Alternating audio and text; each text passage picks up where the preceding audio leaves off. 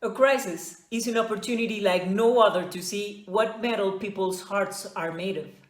That's why, if possible, a good crisis is a chance that should not be wasted. I'm Sylvia Ramirez, author and speaker about happiness, leadership, and personal branding. I have also had the privilege of being on the stage of the World Leadership Forum for WOBI, and I have always had the feeling like WOBI is one of those organizations that works inside very much like a family. So, moved by that feeling, there are two ideas that I would love to share in this occasion, mainly addressed to leaders and general managers. The first one is related to the most delicate part of the social structure of any company, which, from my point of view, is the moral strength of the people.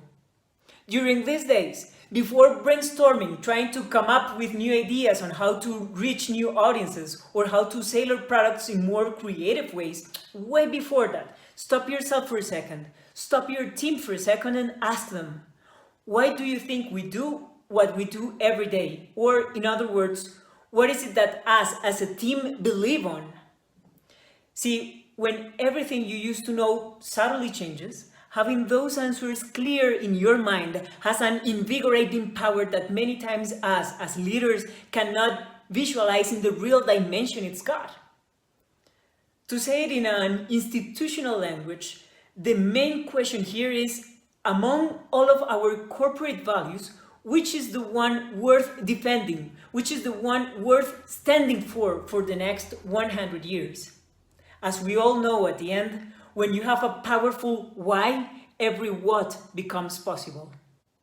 The second question goes to all those leaders who are right now, in many cases, against their will, thinking about the possibility of cutting the staff. And not because they want to, but because they know the finances of the company cannot stand the situation much longer. If that's your case, before making any final decision, consider this. And let's explain it with an example.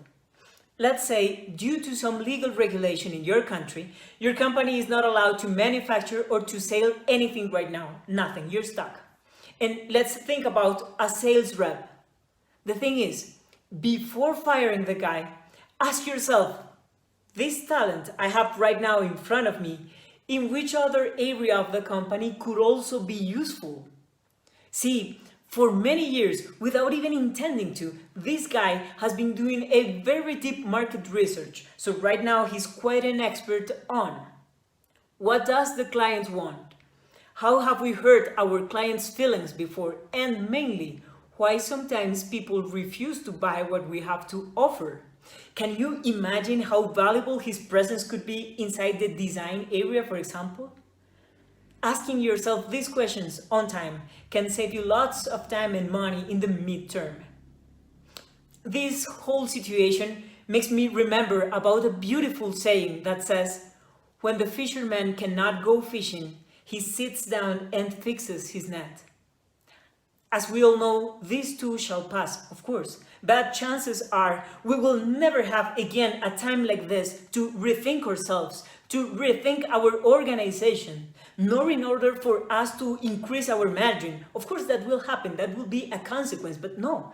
The thing right now is to think, how can we be even better on doing that something special that has made us so great so far?